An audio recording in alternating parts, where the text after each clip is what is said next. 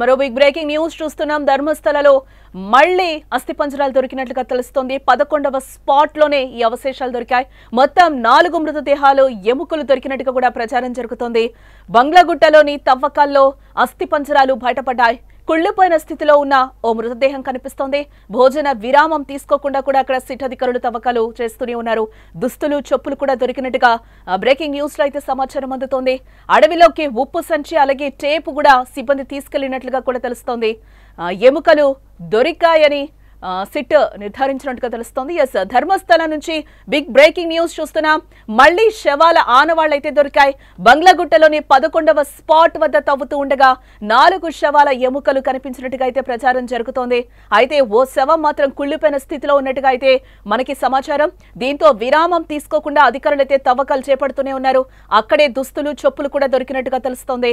అడవిలోకి ఉప్పు బస్తాలను అలాగే పెద్ద టేపులను కూడా తీసుకెళ్తూ ఉండడంతో శవాలు దొరికాయని ప్రచారానికి బలం చేకూర్చినట్లయింది. ఇక ఇదే అంశానికి సంబంధించిన మరింత సమాచారం మా న్యూస్ ఎడిటర్ తిరుమల అందిస్తారు. ఎస్ తిరుమల, 7వ రోజు అంటే 11వ స్పాట్ కి కొంచెం పైన ఏదైతే గుట్ట ఉందో దాని మీదైతే తవ్వకాలు ప్రారంభించారు. అక్కడ కొన్ని మృతదేహాలు, ఎముకలు కూడా లభ్యమైనట్లుగా తెలుస్తోంది. ఏంటి అనామక వ్యక్తి చెప్తున్న విషయాలకి ఇవి కొంచెం బలం చేకూర్చినట్టు అయిందని అనుకోవచ్చు అంటారా ఏంటి? అనుకోవచ్చు. దానికి ఎగ్జాక్ట్లీ అతను చెప్తున్న మాటలకి కొంత బలాన్ని చేకూర్చినట్టయింది. ఇవాళ 11వ స్పాట్ అని చెప్పాలి. 11వ స్పాట్ గతంలో ఇంతకు ముందు ఎప్పుడైతే లాస్ట్ వీక్ సోమవారం గుర్తించారో దాని ప్లేస్ మారింది అంతే. 11వ స్పాట్ ప్లేస్ మారింది. గుట్ట పైకి వెళ్ళారు. అంటే గతంలో అంటే 1 నుంచి 8వ స్పాట్ వరకు ఏదైతే ఈ ఐడెంటిఫై చేసిన ప్లేసెస్ ఉన్నాయో, స్పాట్లు ఉన్నాయో, అవి నేత్రావతి నది ఒడ్డున ఈ బంగ్లాగుట్ట అనే ఆ గుట్ట తీరంలో ఉండేది. అంటే ఒక బంగ్లాగుట్టకి ఒకవైపు నేత్రావతి నది ప్రవహిస్తుంది, ఒకవైపు ఏమో ధర్మస్థలికి, మ్యాంగ్లూరు నుంచి ధర్మస్థలికి వచ్చే దారి ఉంటుంది. ఈ 8 స్పాట్లేమో మొదటి 8 స్పాట్లు అంటే 6వ స్పాట్లో 2 డెడ్ బాడీస్ అంటే అస్థిపంజరాలు, ఎముకలు దొరికాయి 6, 7 మధ్య. ఇకపోతే ఇప్పుడు ఇవాళ 9, 10, 11, 12 ఏమో ధర్మస్థలికి వెళ్ళే మెయిన్ రోడ్లో ఏదైతే హైవే ఉందో హైవే పక్కన ఉండేది. అయితే హైవే పక్కన 9, 10లో ఎటువంటి ఆనవాళ్ళు దొరకకపోవడం, వేగంగా తవ్వకాలు పూర్తయిపోవడంతో శనివారం రోజు కొంత ఈ కేసు బలహీనపడింది అనుకున్నారు. విజిల్ బ్లోయర్ కూడా, ఎవరైతే ఆ ప్రత్యక్ష సాక్షి ఉన్నాడో అతను కూడా చూపించిన స్పాట్లని అబద్ధాలు, ఇంకా ఇతను కేవలం మాటలు చెప్తున్నాడు, కట్టుకథలు చెప్తున్నాడు అనుకున్నారు. కానీ ఇవాళ ఊహించని విధంగా మార్నింగ్ సీన్ రివర్స్ అయింది. అతన్ని ఇన్వెస్టిగేషన్ చేశారు. అంటే మళ్ళీ నిన్న సండే బ్రేక్ రావడంతో పోలీసులు కొంత ప్రశ్నించినట్టుగా, అతన్ని మిగతా ప్రాంతాన్ని గుర్తు చేసుకునే విధంగా అతనికి కొంత టైం కూడా ఇచ్చినట్టుగా సమాచారం ఉంది. ఆ నేపథ్యంలో అతను 11వ స్పాట్లో తవ్వకాలు జరగకుండానే బంగ్లాగుట్ట పైకి హైవే వైపు నుంచి బంగ్లాగుట్ట పైకి అతన్ని తీసుకెళ్లాడు. కొత్త స్పాట్ను చూపించాడు. వాళ్ళకి ఒక రకంగా చెప్పాలంటే కొత్త స్పాట్ చూపించాడు. ఆ కొత్త స్పాట్ దగ్గర కొన్ని అంటే 4 అని తెలుస్తోంది ప్రస్తుతానికైతే, అధికారికంగా ఇంకా ధృవీకరించలేదు. 4 వరకు అస్థిపంజరాలు దొరికినట్టుగా అక్కడున్న మన సుమన్ టీవీ ప్రతినిధి కొంత సమాచారం అందిస్తున్నారు. అంతేకాదు అడవిలోకి ఈ కూలీలు ఎవరైతే ఉన్నారో, ఈ తవ్వకాలకు పనిచేస్తున్న కూలీలు, వాళ్ళు ఉప్పు బస్తాలు మోసుకెళ్తున్న దృశ్యాలు కూడా మనం స్క్రీన్ మీద చూడొచ్చు. ఆ విజువల్స్ కూడా మనకు కనిపిస్తున్నాయి. సాధారణంగా ఉప్పు బస్తాలు ఎందుకు తీసుకెళ్తారనే క్వశ్చన్ తెరపైకి వచ్చినప్పుడు, సాధారణంగా ఏదైనా అస్థిపంజరం కానీ, ఎముకలు కానీ, లేకపోతే ఇతరత్ర ఏమైనా దొరికినప్పుడు వాటిని సేవ్ చేయడానికి వెంటనే వాటిని ఉప్పులో సేవ్ చేస్తారు. ఇంతకుముందుకు 6వ ప్లేస్లో దొరికినప్పుడు చిన్న డబ్బాల్లో ఆ ఎముకల్ని సేవ్ చేసిన విజువల్స్ మనం చూసాం, భద్రపరిచిన దృశ్యాలు మనం చూసాం. ఒక బకెట్లలో, పుర్రెలు వచ్చేసి కొన్ని 2 ప్లాస్టిక్ బకెట్లలో సేవ్ చేశారు. అప్పుడు కూడా ఉప్పుని యూజ్ చేశారు. ఎందుకంటే లాంగ్ కెమెరా విజన్ అది అప్పుడు మనకు దగ్గరగా కనిపించే అవకాశం లేదు. ఇవాళ హైవే పైనుంచే లోపలికి, అడవి లోపలికి ఉప్పు బస్తాలు తీసుకెళ్ళిపోయారు. అవి కూడా 3 ఉప్పు బస్తాలు, కనీసం ఒక్కొక్కటి 20 కిలోల వెయిట్ ఉండే ఉప్పు బస్తాలు. అంటే ఇవన్నీ చూస్తుంటే స్పష్టంగా అర్థమవుతుంది ఏంటంటే భారీ ఎత్తున అక్కడ అస్థిపంజరాలు దొరికాయని అర్థమవుతుంది.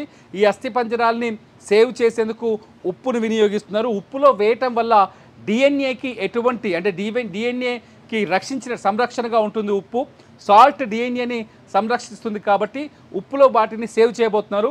భారీ ఎత్తున దొరికినట్టు తెలుస్తుంది. అస్థిపంజరం అంటే ఏదో చిన్న ఎముకలు, 2 ఎముకలు, 3 ఎముకలు దొరికినట్టుగా కాదు. కొన్ని పుర్రెలు, బాడీకి సంబంధించిన అస్థిపంజరం. అంటే కొండ పైన కాబట్టి అస్థిపంజరాలు ఎక్కడ చెక్కు చెదరలేదనే ఒక చర్చ కూడా జరుగుతుంది. గతంలో నదిలో ఎందుకు దొరకలేదనే ప్రశ్న వచ్చినప్పుడు నదీ పరివాహక ప్రాంతంలో వరదలు వచ్చినప్పుడు అక్కడి నుంచి డెడ్ బాడీస్ కొట్టుకుపోయే అవకాశం ఉంది. ఇంకోటి తడి ప్రాంతంలో ఎక్కువ వేగంగా ఎముకలు మెల్ట్ అయ్యే ఛాన్సెస్ ఉన్నాయి.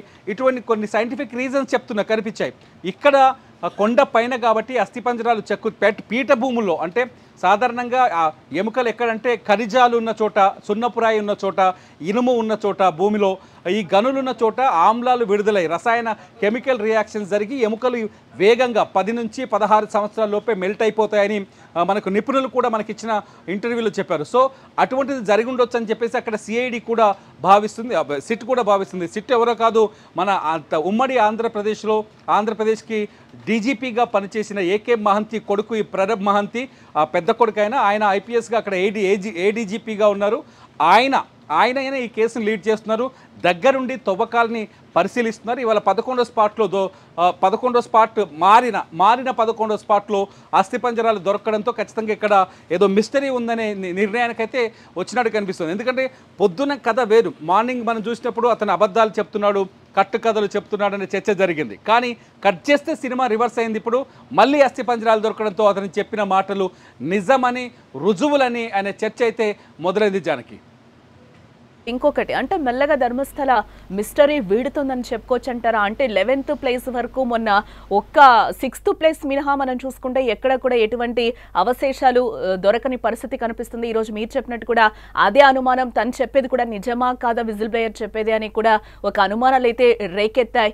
ఇదే నేపథ్యంలో ఆయన మళ్ళీ కూడా ఒక 18 ప్లేసెస్, మళ్ళీ 1 to 18 ప్లేసెస్ కూడా ఉన్నాయి, నేను అవి కూడా చూపిస్తానని కూడా మళ్ళీ తను తెర మీదకి తీసుకొచ్చిన విషయం కూడా మనకి తెలిసిందే. కాబట్టి ఇప్పుడు మనకి 11వ ప్లేస్ ఏదైతే అనుకుంటున్నాం దానికి కొంచెం పైన ఈ రోజు తవ్వకాలు జరిపే నేపథ్యంలో అక్కడ అస్థిపంజరాలు దొరికాయి, అవశేషాలు దొరికాయని చెప్తున్న నేపథ్యంలో మరి ఈ ప్లేసెస్ కూడా కొంచెం ప్రాధాన్యం సంతరించుకుందని చెప్పుకోవచ్చు అంటారా? ఎగ్జాక్ట్లీ, ఖచ్చితంగా ప్రాధాన్యత సంతరించుకుంటుంది. ఎందుకంటే 6వ స్పాట్లో దొరికాయి, కొన్ని స్పాట్లు మిస్ అయ్యాయి, లేకపోతే తనని సరిగా గుర్తించలేదు అనే విషయాన్ని కూడా ఇవాళ ఆయన ఒప్పుకున్నట్టయింది. ఎందుకంటే 11వ స్పాట్ మార్చినప్పుడే నేను సరిగా గుర్తించలేకపోయాను, నాకు ఆ ప్రాంతాలు గుర్తుకులేవన్నాడు. ఎందుకంటే 2014లో ఆయన ధర్మస్థల నుంచి వెళ్ళిపోయాడు, 2025లో అంటే 11 సంవత్సరాల తర్వాత అక్కడికి వచ్చాడు. ఆయన తిరిగి వచ్చేసరికి ఇక్కడ పరిసరాలు, వాతావరణ పరిస్థితులు పూర్తిగా మారిపోయి ఉండొచ్చు, అతను గుర్తుపెట్టుకున్న ప్లేసులు లేకపోయి ఉండొచ్చు, ఆ ప్లేసుల్లో ఇతర ఏదైనా చేంజెస్ వచ్చి ఉండొచ్చు. ఎందుకంటే ఇక్కడ హైవే ఎక్స్పాన్షన్ లాంటివి జరిగి ఉండొచ్చు, రకరకాల కారణాలు కావచ్చు. అంతేకాదు నేత్రావతి నది సమీపంలో మనం అనుకున్నట్టుగానే వరదల్లో కొన్ని మృతదేహాలు కొట్టుకుపోవచ్చు. ఛాన్సెస్ అన్నింటినీ సిట్ తీసుకుంటుంది, ప్రతి ఛాన్స్ని తీసుకుంటుంది. కాబట్టి ఇవాళ 11లో మళ్ళీ ఈ 4 అస్థిపంజరాలు, 4 వరకు అస్థిపంజరాలు దొరికాయి. కాబట్టి ఖచ్చితంగా నెక్స్ట్ ఎడిషన్లో అంటే ఆయన సిట్కి ఏం చెప్పాడనేది ఇంపార్టెంట్ థింగ్. అది ఎవరికి బయటికి రివీల్ అయితే చేయట్లేదు అలా లాయర్లు కానీ. ఎందుకంటే మొదటి విడత నేను 13 చూపిస్తా అన్నాడు, ఇవాళ మళ్ళీ 15 అనే చర్చ కూడా స్టార్ట్ అయింది.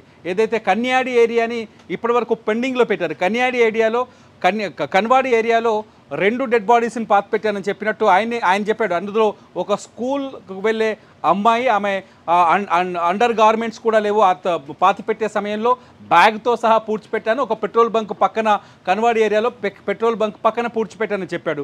అది దాన్ని బట్టి అక్కడ ఇంకా తవ్వకాలు జరగలేదు, అది జరపాల్సిన అవసరం ఉంది.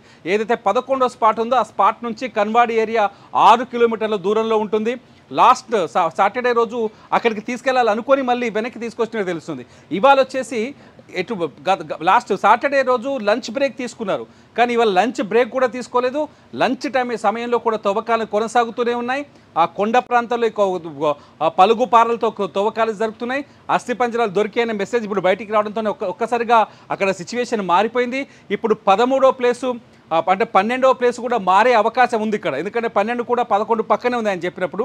సో 12వ ప్లేస్ కూడా మారే అవకాశం కనిపిస్తుంది. కొత్తగా చూపించబోయే 17 ప్లేసెస్ మళ్ళీ కొత్త ప్లేసులో 17 చూపిస్తా అని చెప్పాడు. కాబట్టి అక్కడ గ్యారంటీగా అస్థిపంజరాలు దొరుకుతాయనే నమ్మకం కలుగుతోంది.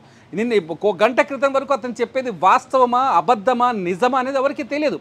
ఎందుకంటే అనుకున్నట్టుగా అతను చూపించిన ఏ ప్లేస్లో కూడా అస్థిపంజరాలు కానీ అవశేషాలు కానీ దొరకపోయేసరికి ఖచ్చితంగా ఇతను అబద్ధాలు చెప్తున్నాడని ఒక నిర్ణయానికి వచ్చారు గంట క్రితం. సడన్గా ఇప్పుడు మొత్తం మారిపోయింది. ఎందుకంటే ధర్మస్థలంలో 2 రకాల చర్చలు ఉన్నాయి. ఒకటేమో హత్యలు జరిగాయి, అత్యాచారాలు జరిగాయి, అమ్మాయిలు బాలికలు ఎవరిని వదిలిపెట్టలేదు, రాక్షసుల కంటే దారుణంగా ఇక్కడ ఒక గ్యాంగ్ ఉంది, ఆ గ్యాంగ్ వాళ్ళపైన అఘాయిత్యం చేసింది, చంపింది, డెడ్ బాడీస్ని ఇతనికి ఇచ్చింది నిజమే, ఇతని పాతిపెట్టింది నిజమని వాదించే ఒక వర్గం ఉంది.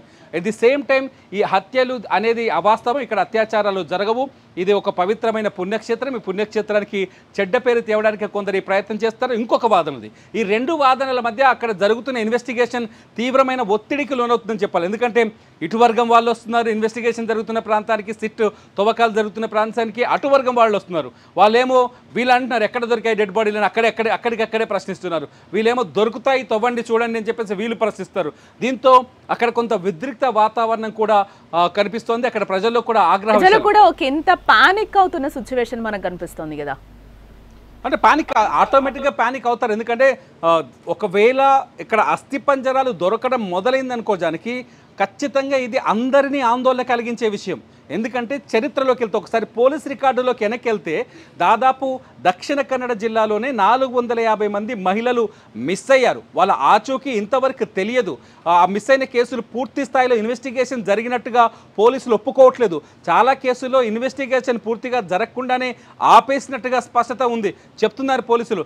వీటన్నిటికీ మించి ఏదైతే 2015 వరకు ఏదైతే రికార్డులు ఉన్నాయో, మిస్సింగ్ కేసుల రికార్డులు ఉన్నాయో అధికారికంగా వాటిని ఎరైజ్ చేశారు, వాటిని తొలగించేశారు. ఇన్ని అనుమానాలు ఉన్నాయి. ఇవన్నిటికీ క్వశ్చన్స్ జవాబులు రావాల్సిన అవసరం ఉంది, ఇప్పటికీ రావాల్సిన అవసరం ఉంది. సిట్ ఒకసారి ఇన్వెస్టిగేషన్ మొదలు పెడితే ఎందుకు తీసేశారు? అతను ఇంకో మాట చెప్పాడు, నేను శవాల్ని పూడ్చిపెట్టే సమయంలో నాతో పాటు ఒక రిటైర్డ్ పోలీస్ ఆఫీసర్ ఉన్నాడు చెప్తున్నాడు.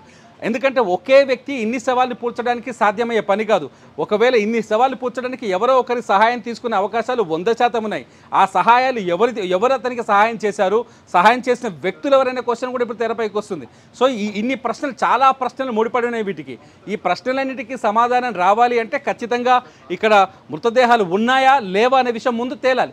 ఒకవేళ ఉంటే ఎవరెవరు కలిసి పాతిపెట్టారు, లేదనుకోండి ఇతన్ని ఎవరు ప్రేరేపించారు ఇలా చెప్పమని, ఎవరు ఇతన్ని మైండ్ డైవర్ట్ చేస్తారు, ఎవరు ఇతన్ని ఇంత ధైర్యంగా నువ్వు పోలీసుల దగ్గరికి వెళ్ళి ఈ విషయం చెప్పని చెప్పించారు. ఈ రెండు ప్రశ్నలకు కూడా సమాధానం రావాల్సింది. ఎందుకంటే లేకపోతే ఒక క్లారిటీ రావాలి, ఉంటే ఇంకొక క్లారిటీ రావాలి. ఉండటం ఒకవేళ లేవనుకోండి ఇతన్ని ఎవరో ఒకరు ఖచ్చితంగా ఇందులో ప్రోత్సహించినట్టు అవుతుంది, ఎవరి మాటలు విని ఇతని దగ్గరికి వచ్చినట్టు. ఎందుకంటే అతను ఢీ కొట్టాలనుకున్న వ్యక్తులు చిన్న వ్యక్తులు కాదు.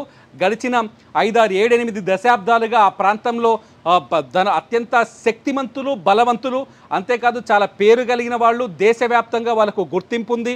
అంతేకాదు ఆ దేవాలయానికి కూడా ప్రపంచవ్యాప్తంగా హిందువులు ప్రతి ఒక్కరూ ఆ దేవాలయాన్ని గుర్తిస్తారు, అక్కడికి వచ్చి ఒక్కసారైనా జన్మలో దర్శనం చేసుకోవాలనుకుంటారు. అంత శక్తివంతులతో వైరం పెట్టుకోవాల్సిన అవసరం ఒక మామూలు మాజీ పారిశుద్ధ్య కార్మికుడికి ఉండదు. వాళ్ళతో వైరం పెట్టుకోవడం వల్ల ఇతనికి వచ్చే లాభం ఏమీ ఉండదు. సో ఈ అన్ని కారణాలు, చాలా రకాల క్వశ్చన్స్ ఉన్నాయి, చాలా క్వశ్చన్స్ ఉన్నాయి. క్వశ్చన్స్ అన్నిటికీ ఆన్సర్ రావాలి అంటే ఒకటి, అక్కడ శవాలు ఉన్నాయన్న తేలాలి, పాతిపెట్టిన విషయం తేలాలి. లేదు శవాలు లేవు అన్న నిర్ధారణ అవ్వాలి. ఈ రెండు జరిగే వరకు ఏ కథ ముందుకెళ్లే అవకాశం లేదు. ఖచ్చితంగా ఒక మీరు అన్నట్టు ఉద్రిక్తత అయితే తలెత్తింది. అక్కడ ఒక ఉద్విగ్న భరితమైన వాతావరణం అయితే ఏర్పడింది. అక్కడ రెండు వర్గాల మధ్య కొంత ఆందోళన, రెండు వర్గాల మధ్య కొంత వైషమ్యాలు, రెండు వర్గాల మధ్య విభేదాలు చాలా స్పష్టంగా కనిపిస్తుంది. కూడా పదే చెప్తూ ఉన్నాం. అంటే అనన్య భట్ మదర్ కూడా ఆ మస్తికలైనా చూసుకోవాలి ఆఖరికి అని చెప్పి కూడా ఒక వర్షన్ మనం ఫస్ట్ నుంచి కూడా ధర్మస్థల ఇష్యూ అప్పటి నుంచి కూడా మనం చెప్తూనే ఉన్నాం. ఆ విధంగా కూడా ఆ తల్లి ఇంకా కూడా పానిక్ అవుతుంది. ఆఖరికి నేను ఆ అస్థికలన్నా చూడాలి, నేను సాంప్రదాయంగా ఆమెకి అవన్నీ చెయ్యాలి అని కూడా ఆమె ఎంతో ఎదురు చూస్తున్న సిచ్యువేషన్స్ కూడా మనకు కనిపిస్తున్నాయి. అంటే విజిల్ బ్లోయర్ చెప్తున్న మాటలు కూడా అదే, నేను పాతిపెట్టిన శవాలని అక్రమంగా అడ్డగోలుగా పాతిపెట్టాను, ఆ డెడ్ బాడీస్ అన్నింటిపైన అఘాయిత్యం అంటే లైంగిక దాడి జరిగినట్టుగా ఆనవాళ్ళు కనిపించాయి. వాళ్ళని చాలా దారుణంగా చిత్రహింసలకు గురి చేసి దాడి చేసి చంపిన తర్వాత తన దగ్గర శవాలు పంపించారు. కొన్ని శవాల పైన వాళ్ళ ముఖాలపైన యాసిడ్ పోసి తగలబెట్టారు, కొన్ని శవాల్ని తగలబెట్టమని చెప్పారు, కొన్ని శవాల్ని పాతి పెట్టమని చెప్పారు. అలా నేను చేయను అంటే వాళ్ళని నరికినట్టుగానే నిన్ను నరికి చంపేస్తామని నన్ను బెదిరించారు అని ఇన్ని కారణాలు చెప్పారు. ఈ విజిల్ బ్లోయర్ చెప్పిన ఈ మాటలకి అనన్య తల్లి చెప్తున్న మాటలకి మ్యాచ్ అవుతుంది చాలా స్పష్టంగా. అనన్య తల్లి ఏం చెప్తుంది, అంతేకాదు ఇతను ఇంకో మాట చెప్పాడు, వాళ్ళని అన్యాయంగా ఏకపక్షంగా ఖననం చేశాను కాబట్టి ఇప్పటికైనా నాకు పాప భీతి నన్ను వెంటాడుతోంది. ఇప్పటికైనా నేను ఆ ఎముకలన్నింటినీ వెలికి తీయగలిగితే, వాళ్ళ కుటుంబాలకి ఆ మృతదేహాలను అప్పజెప్తే, వాళ్ళకి సంప్రదాయబద్ధంగా అంత్యక్రియలు జరిగితే నాకు ఎటువంటి భయం ఉండదు, బాధ ఉండదు, ఆ పాప భీతి నన్ను వెంటాడదు, నా మనసు కొంతైనా ప్రశాంతత ఉంటుంది అనే విషయాన్ని అందుకోసం నేను బయటకు వచ్చాను చెప్తున్నాడు. ఇటు అనన్య తల్లిదండ్రులు కావచ్చు, మిస్ అయిన మిగతా వాళ్ళ కుటుంబాలు కావచ్చు, వాళ్ళు ఏం చెప్తున్నారు చాలా స్పష్టంగా. అనన్య తల్లి ఏం చెప్తుంది, మేము బ్రాహ్మణులం, నా కూతురు చచ్చిపోయింది, చంపేశారు, మిస్ అయింది, నాకు ఆ విషయం చాలా స్పష్టంగా తెలుసు. ఈ హత్యలు, ఈ 100 హత్యల్లో భాగంగానే నా కూతురు కూడా హత్య చేసి ఉంటారని ఆమె అనుమానిస్తోంది. ఈ నేపథ్యంలోనే ఈ విషయం వెలుగులోకి రాగానే అనన్య భట్ తల్లి సుజాత భట్ ఆమె ధర్మస్థలి పోలీసులకు మరోసారి ఫిర్యాదు చేసింది. నా కూతురు మిస్సింగ్ కేసుని మళ్ళీ విచారించాలని 22 సంవత్సరాల తర్వాత మళ్ళీ ఫిర్యాదు చేసింది. ఆ ఫిర్యాదును పట్టుకొని ఇప్పుడు ఆమె అక్కడే ఉంటుంది, మ్యాంగ్లూరులోనే ఉంటుంది, ప్రతిరోజు ఈ కేసును ఫాలో చేస్తుంది. ఒకవేళ ఎముకలు దొరికితే ఫస్ట్ అనన్య భట్ DNA తోటే మ్యాచ్ చేయాలని చెప్పేసి అక్కడ ఆమె లాయర్ ఒకతను, ఆయన పేరు మంజునాథ్, ఆయన కూడా ఇప్పటికే సిట్కి విజ్ఞప్తి చేశారు, మెయిల్ చేశారు, కోర్టులో కూడా పిటిషన్ వేశారు. ఇవన్నీ చూస్తుంటే నిజంగానే ఎవరైనా కోరుకుంటారు. ఎందుకంటే చనిపోయిన వాళ్ళకి ధర్మం ప్రకారమో లేకపోతే వాళ్ళు నమ్మిన మతం ప్రకారమో వాళ్ళు నమ్మిన వర్గం కులం ప్రకారమో అంత్యక్రియలు జరపడం వల్ల వాళ్ళ ఆత్మ శాంతిస్తుందని కోరుకుంటారు. కాబట్టి ఖచ్చితంగా అక్కడ డిమాండ్స్ కనిపిస్తున్నాయి. సో ఈ నేపథ్యంలో దొరుకుతాయా, అస్థిపంజరాలు దొరుకుతాయనే క్వశ్చన్ బాగా బలంగా ప్రజల్లోకి వచ్చింది. దానిపైన చర్చ బలంగా సాగుతుంది. కొంత డిసప్పాయింట్ అయ్యారు. మనం సాధారణంగా చూస్తుంటాం, చాలామంది దొరికితే బాగుండని కోరుకునే వాళ్ళు కూడా చాలామంది ఉన్నారు. అక్కడున్నారు, ఈ వీడియో చూస్తున్న వాళ్ళు కూడా ఉన్నారు ఒక రకంగా చూడాలంటే. ఎందుకంటే మన కామెంట్స్లో కనపడుతుంది. సో దొరకాలి అనుకునే వాళ్ళు ఉంటారు, లేదు దేవాలయ ప్రాశస్త్యాన్ని దెబ్బతీయాలని ఆలోచిస్తున్నారని చెప్పే వాళ్ళు మరికొందరు ఉంటారు. ఇట్లా 2 వర్గాలు స్పష్టంగా ఉన్నాయి. ఇక్కడ ప్రజల్లో ఉన్నారు, లేకపోతే మన వ్యూవర్స్లో ఉండొచ్చు. అక్కడ కూడా ఉద్రిక్తత కనిపిస్తుంది. కాబట్టి ఖచ్చితంగా అస్థిపంజరాలు దొరికితే మాత్రం కథ మారే అవకాశం కనిపిస్తుంది. ఇన్వెస్టిగేషన్ మరింత బలోపేతమయ్యే ఛాన్సెస్ కూడా చాలా ఎక్కువగా ఉన్నాయి జానకి. ఎస్ తిరుమల, అంటే ఈరోజు విజిల్ బ్లేయర్ ఏదైతే చెప్తున్నారో దానికి ఆయన మాటలకైతే ఈరోజు బలం ఖచ్చితంగా అక్కడ కనిపిస్తుంది. బలం చేకూర్చినట్లుగా కూడా అవుతున్నాయి ఆయన మాటలు కూడా మనం చూస్తున్నాం. ఏదైతే మనకి బంగ్లా గుట్ట ఉందో ఆ బంగ్లా గుట్ట చుట్టూ కూడా తవ్వకాలు జరిపిస్తే కనుక ఇంకా బయటకు వస్తాయని కూడా, అక్కడ ఆస్తి పంజరాలు కానీ ఇట్లాంటి తవ్వకాలు బయటకు వస్తాయని కూడా అక్కడున్న ప్రజా సంఘాలు కూడా ఒక వెర్షన్ వినిపిస్తున్నారు. ఏంటిది అంటే ప్రజా సంఘాలు మొదటి నుంచి సౌజన్య హత్య కేసు ఎప్పుడైతే వెలుగులోకి వచ్చిందో, ఇప్పుడు 2012లో అక్టోబర్ 9న సౌజన్య దారుణ హత్యకు గురైంది. ఆ రోజు వాళ్ళ ఇంట్లో ఫంక్షన్ ఉంది. ఆమె ఫంక్షన్ కోసం అని ఫంక్షన్కి ప్రిపేర్ అయ్యి డ్రెస్సింగ్ చేసుకొని కాలేజ్కి వచ్చి రిటర్న్ ఇంటికి వెళ్ళేటప్పుడు అలా మేనమామతో మాట్లాడింది. మేమతో మాట్లాడిన తర్వాత విలేజ్కి, ఏదైతే ధర్మస్థలి విలేజ్కి వాళ్ళు నివాసం ఉంటున్న ఇంటికి మధ్య ఒక 2 కిలోమీటర్ల గ్యాప్ ఉంటుంది. అది కొంత అటవీ ప్రాంతం, నిర్మానుష్య ప్రాంతం. నిన్న మన ప్రతినిధి విజయ్ వెళ్ళినప్పుడు ఆ విషయం చాలా స్పష్టంగా కనిపించింది. సో ఆ నిర్మానుష్య ప్రాంతంలోనే ఆమె పైన అఘాయిత్యం జరిగింది, హత్య జరిగింది. ఆమె డెడ్ బాడీ అచేతనంగా నేత్రావతి నదిలో ఆమె 2 చేతుల్ని కట్టిపడేసి ఒక చెట్టుకి వదిలేశారు. సో డెడ్ బాడీ దొరికిన తీరు చూస్తేనే అక్కడ అత్యాచారాలు ఎంత దారుణంగా జరుగుతాయి, ఎంత రాక్షసత్వంగా జరుగుతాయి అనే విషయం వెలుగులోకి వచ్చింది. సౌజన్య హత్య కేసులో నిందితుడిని పట్టుకోవడం అంటే, మన దగ్గర విజయవాడలో ఎవరైతే 2007లో దారుణ హత్యకు గురైందో ఆయేషా మీరా, ఆ కేసుకు దాదాపు ఈక్వల్గా ఉంది సౌజన్య హత్య కేసు. ఎందుకంటే ఆయేషా మీరా కేసులో కూడా సత్యంబాబును తీసుకెళ్లి జైల్లో పెట్టిన తర్వాత నిర్దోషాన్ని విడుదల చేశారు. ఇక్కడ కూడా సౌజన్య హత్య కేసులో సుధాకర్ రావు అనే ఒక వ్యక్తిని పోలీసులు అరెస్ట్ చేశారు. అతని ఇంట్లో బట్టలు దొరికాయని, అంతేకాదు అతని దగ్గర సౌజన్యకి సంబంధించిన కొన్ని వస్తువులు దొరికాయని చెప్పేసి ఆరోపించారు. నిజానికి చూస్తే ఆ రోజు సౌజన్య తల్లిదండ్రులు చెప్తున్నారు, పోలీసులే మా ఇంటికి వచ్చి, చాలా స్పష్టంగా మదర్ చెప్తుంది, పోలీసులు మా ఇంటికి వచ్చి సౌజన్య దుస్తులు తీసుకుపోయారు. ఆ దుస్తువులే సుధాకర్ రావు ఇంట్లో దొరికాయని వాళ్ళు మళ్ళీ చూపించారు. కానీ ఆ దుస్తులు తీసుకెళ్ళింది మా ఇంట్లోంచి అని చెప్పారు. రెండో పాయింట్ వచ్చేసి, ఎక్కడైనా అత్యాచారం జరిగినప్పుడు అమ్మాయి చేతుల్లో, గోళ్లలో కానీ వేళ్లలో శరీర కణాలు దొరుకుతాయి. అంటే గిల్లినప్పుడు, పెనుగులాటలో గోళ్లలో కొన్ని సాక్ష్యాలు దొరికే అవకాశం ఉంటాయి. సో ఆ కణాలు మ్యాచ్ కాలేదు. సుధాకర్కి సంబంధించిన ఎటువంటి గాయాలు జరగలేదు. సుధాకర్ శరీరానికి సంబంధించిన శరీరక కణాలు కావని కూడా తేలింది. దీంతో సుధాకర్ నిర్దోషాన్ని బయటకు వచ్చేసాడు. సో మళ్ళీ కేసు మొదటికి వచ్చింది. 2023లోనే సుధాకర్ బయటకు వచ్చాడు. 2 ఏళ్ల క్రితం అతన్ని నిర్దోషిగా విడుదల చేశారు. సో కేసు అంతా బయటకు వచ్చింది. సౌజన్య పైన జరిగిన అత్యాచారం అక్కడ జరుగుతున్న క్రూరమైన దాడులకి, మహిళలపైన దాడులకి ఒక నిదర్శనమనే ప్రచారం గట్టిగా జరిగింది. సౌజన్య పైన అఘాయిత్యం జరిగినప్పుడు కొన్ని ప్రజా సంఘాలు కావచ్చు, రాజకీయ పార్టీలు కావచ్చు, సౌజన్య కుటుంబానికి న్యాయం చేయాలంటూ కొన్ని సంవత్సరాల పాటు అక్కడ ఆందోళన నిర్వహించారు, ధర్నాలు చేశారు. ఇప్పటికీ అక్కడ ఒక వర్గం ఆందోళన కొనసాగుతూనే ఉంది. సౌజన్యకు ఒక సమాధి కట్టారు. ఆ సమాధి దగ్గర సౌజన్యని, అంటే ఎవరైనా ధర్మస్థలకి వెళ్తే ఖచ్చితంగా సౌజన్య కుటుంబం దగ్గరికి వెళ్ళడం, వాళ్ళని పరామర్శించడం ఇవాళకి కూడా కొనసాగుతుంది ఆ పద్ధతి. సౌజన్య సమాధి దగ్గరికి వెళ్ళడం, ఆ సమాధిని ఒక దేవాలయంగా మార్చేశారు. అటు ఒక మహిళకు జరిగిన అన్యాయం అక్కడ అంతగా ఎలివేట్ అయింది. సౌజన్యని ఇంత దారుణంగా చంపిన వాళ్ళు మిగతా వాళ్ళని చంపలేదా, చంపేసే ఉంటారు, సౌజన్య డెడ్ బాడీ దొరికింది కానీ మిగతా వాళ్ళ డెడ్ బాడీలు దొరకకుండా చేసుంటారు అనే చర్చ జరుగుతున్న తరుణంలో ఈ 100కు పైగా శవాన్ని పాతిపెట్టానని ఈ విజిల్ బ్లేయర్ బయటికి రావడంతో ఖచ్చితంగా నిజంగానే అక్కడ హత్యలు జరిగి ఉంటాయనే చర్చకు ఆస్కారం ఏర్పడింది. దీంతో అక్కడున్న ప్రజా సంఘాలు కావచ్చు, కొన్ని హిందూ సంఘాలు కూడా ఉన్నాయి. అది ఖచ్చితంగా హిందూ దేవాలయం అయినప్పటికీ కొన్ని హిందూ సంఘాలు కూడా మనం సోషల్ మీడియాలో వాళ్ళ ఒపీనియన్స్ పెడుతున్నారు, వాళ్ళ బైట్స్ పెడుతున్నారు, వాయిస్ పెడుతున్నారు, చాలా స్పష్టంగా చెప్తున్నారు ఖచ్చితంగా ఇక్కడ అఘాయిత్యాలు జరుగుతున్నాయి. చాలా పేర్లు చెప్తున్నారు. 1978 నుంచి ఇప్పటి వరకు జరిగిన కీలకమైన కేసుల విషయాలు చెప్తున్నారు, మిస్ అయిన వాళ్ళ విషయాలు చెప్తున్నారు, దొరికిన శవాలకు సంబంధించిన విషయాలు చెప్తున్నారు.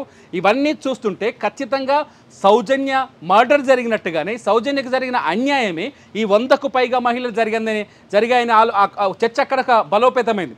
ఆ ప్రజా సంఘాలు కూడా ఈ అంశాన్ని తెరపైకి తీసుకొస్తున్నారు. ఆర్టీఐ యాక్ట్ ద్వారా పదే పదే మిస్ అయిన వాళ్ళ డేటా అడుగుతున్నారు, పోలీసుల విచారణ తీరును ఫాలో చేస్తున్నారు. ఇది మొదటి నుంచి కొనసాగుతూనే ఉంది.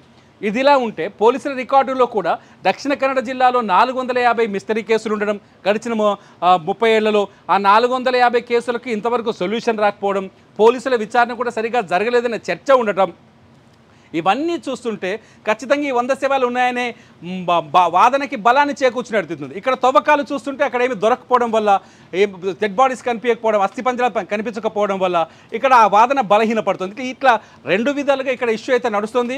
ఇవాళ దొరికిన మృతదేహాలతో కొంత ఈ వాదన బలపడిందని చెప్పాలి జనకి. అంటే ఇప్పుడు బంగ్లాగుట్ట చుట్టూ కూడా ఇంకా తవ్వకాలు చేసే అవకాశాలు ఉన్నాయంటారా సిట్ అధికారులు? నెక్స్ట్ స్టెప్ ఏ విధంగా ఉండబోతుంది? ఏదైతే విజిల్ బ్లేయర్ అనామక వ్యక్తి ఏదైతే చెప్తున్నాడో ఆయన మాటల్ని పట్టుకొని కూడా ఇప్పటి వరకు వాళ్ళు అదే చేస్తున్నారు సిట్ అధికారులు. ఇంకొంచెం నెక్స్ట్ స్టెప్ వేసే అవకాశాలు కనిపిస్తున్నాయంటారా తిరుమల్? చాలా స్పష్టంగా ఉన్నాయి జనకి. ఎందుకంటే బంగ్లాగుట్ట అనేది ఇప్పుడు కీలకంగా మారింది. ఇప్పటిదాకా దాదాపు ఈ 13 స్పాట్లు అన్నారు, 9వ స్పాట్ కీలకమన్నారు, 10వ స్పాట్ కీలకమన్నారు. కానీ బంగ్లాగుట్ట చుట్టే ఈ శవాలన్నీ పాతిపెట్టినట్టుగా స్పష్టంగా అర్థమవుతుంది. ఈ బంగ్లాగుట్టకు ఒకవైపు నేత్రావతి నది ప్రవహిస్తుంది, ఒకవైపు హైవే ఉంది, మరోవైపు బస్ స్టాప్ ఉంది, ఏది ధర్మస్థలి బస్ స్టాప్ ఉంది. ఈ 3 ఉన్న ప్రాంతం ఇది. సో ఆ గుట్ట పైన తవ్వకాలు జరపాలని అక్కడ ఉన్న ప్రజా సంఘాలు కావచ్చు, ఎవరైతే ఈ ఆర్టీఐ యాక్టివిస్టులు కావచ్చు, వాళ్ళు కూడా మొదటి నుంచి డిమాండ్ చేస్తున్నారు. ఎవరైతే అక్కడున్న ధర్మస్థలానికి హంతకులు వీళ్ళే అని చెబుతున్న వ్యక్తులకు వ్యతిరేకంగా పోరాడే వాళ్ళంతా ఈ గుట్ట గురించి స్పష్టంగా మొదటి నుంచి చెప్తూ వస్తున్నారు. ఇవాళ ఆ గుట్ట పైన అస్థిపంజరాలు దొరకడంతో ఖచ్చితంగా అక్కడేదో మిస్టరీ ఉందని చర్చ ఉంది. కాబట్టి అక్కడ తరువుగా ఇన్వెస్టిగేషన్ జరిగే అవకాశం కనిపిస్తుంది. మరిన్ని బృందాలు కూడా యాడ్ అయ్యే ఛాన్సెస్ ఉంది. ఇప్పటికే సిట్ బృందాలు 20 మందిని పెంచారు. ఇప్పటికే 6వ స్థలంలో దొరికిన కలేబరాలను ఆధారంగా చేసుకొని ఇవాళ మరికొంత దొరకడంతో, మరికొంత ఆధారాలు దొరకడంతో ఖచ్చితంగా ఇది టర్న్ అయ్యే అవకాశం కనిపిస్తుంది. అక్కడ ఇన్వెస్టిగేషన్ మరింత పెరిగే ఛాన్సెస్ చాలా స్పష్టంగా కనిపిస్తున్నాయి జానికి. రైట్ తిరుమల్, చూద్దాం. ఇప్పుడు ఎలాగో 11వ స్పాట్ ఏదైతే ఉందో దానికి మీద అయితే ఏదైతే బంగ్లాగుట్ట ఉందో అక్కడైతే తవ్వకాలు ప్రారంభించారు. విజిల్ బ్లేయర్ ఏదైతే అనామక వ్యక్తి చెప్పారో ఈ ప్లేస్ కాదు, 11వ స్పాట్కి కొంచెం మీద నాకు గుర్తొస్తుంది, అక్కడ పాతి పెట్టినట్టు నాకు ఒక ఆనవాళ్లు కనిపిస్తున్నాయి అని చెప్పగానే కూడా సిట్ అధికారులందరూ కూడా అక్కడికి చేరుకొని మళ్ళీ తవ్వకాలు ప్రారంభించిన నేపథ్యంలో 4 మృతదేహాల అవశేషాలు అయితే బయటపడినట్లుగా మనకి ఇప్పటి వరకున్న సమాచారాన్ని అయితే బట్టి తెలుస్తోంది. ఇక్కడ మరిన్ని తవ్వకాలు కూడా కొనసాగించే అవకాశాలు కూడా లేకపోలేదు. ఎందుకంటే ఈ రోజు 4 మృతదేహాలు లభ్యమైన నేపథ్యంలో మరిన్ని దొరికే అవకాశాలు అయితే అక్కడ కనిపిస్తున్నాయని కూడా ఇటు అధికారులు కూడా చెప్తున్న నేపథ్యంలో అక్కడ మరిన్ని తవ్వకాలు చేసే అవకాశాలు అయితే కనిపిస్తున్నాయి.